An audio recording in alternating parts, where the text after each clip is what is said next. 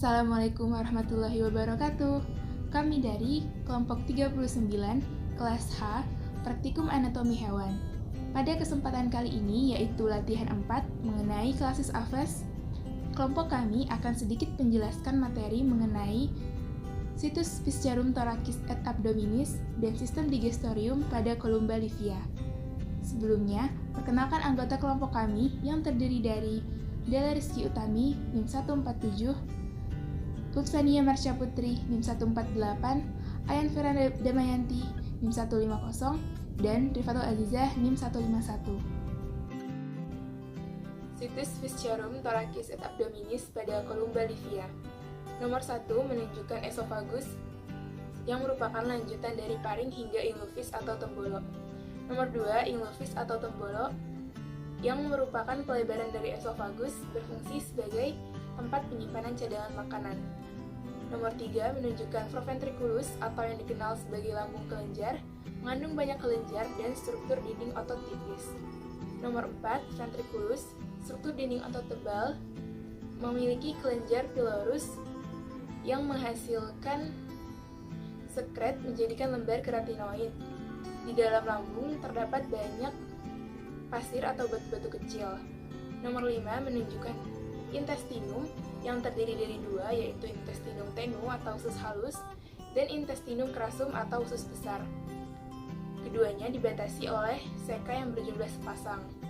Nomor 6 menunjukkan kloaka sebagai muara akhir dari sistem pencernaan dan sistem urogenital, dan preparat nomor 7 menunjukkan trakea sebagai saluran pernapasan, tersusun atas cincin-cincin kartilago yang dinamakan annulus trachealis.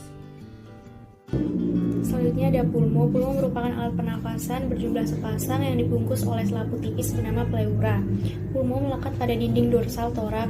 Pada gambar ditunjukkan oleh nomor 8. Kemudian ada cor terletak di bagian linea mediana, berbentuk seperti kerucut dan tersusun atas 4 ruangan dengan sekat yang telah sempurna.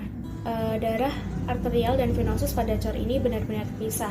Pada gambar, cor ditunjukkan oleh nomor 9. Selanjutnya ada hepar atau hati, terdiri dari 2 lobus, yaitu dexter dan sinister, berwarna kemerahan. Pada gambar ditunjukkan oleh nomor 10.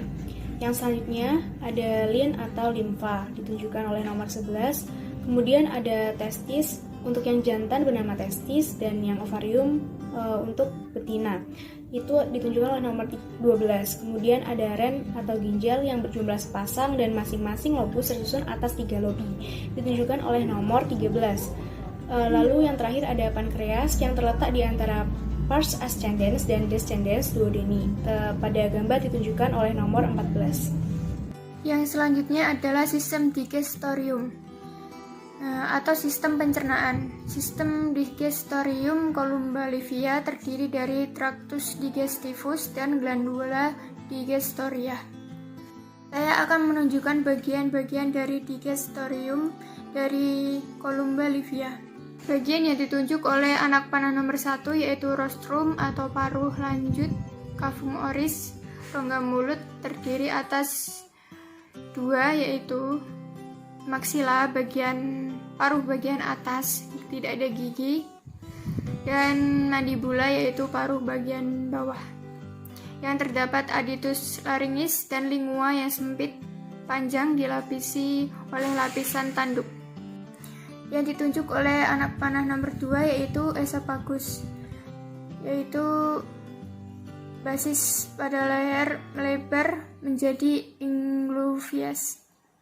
Yang ditunjuk oleh anak panah nomor 3 yaitu ingluvias atau tengbolok, merupakan pelebaran esofagus dan menjadi reservoir makanan yang dapat diisi dengan cepat.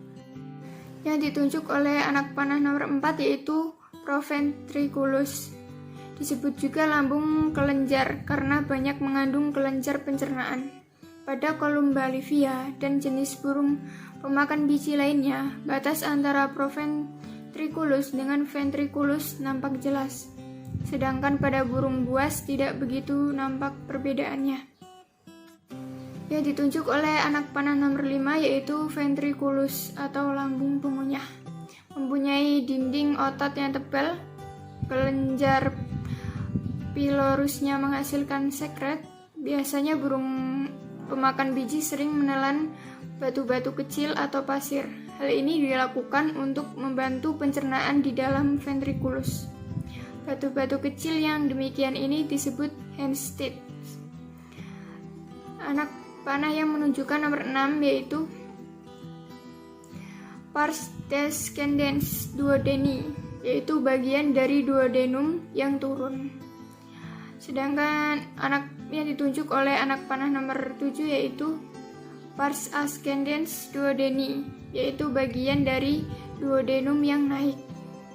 Dan selanjutnya pada bagian nomor 8 adalah intestinum tenue yang pada umumnya dibedakan atas duodenum, jejunum, dan ileum.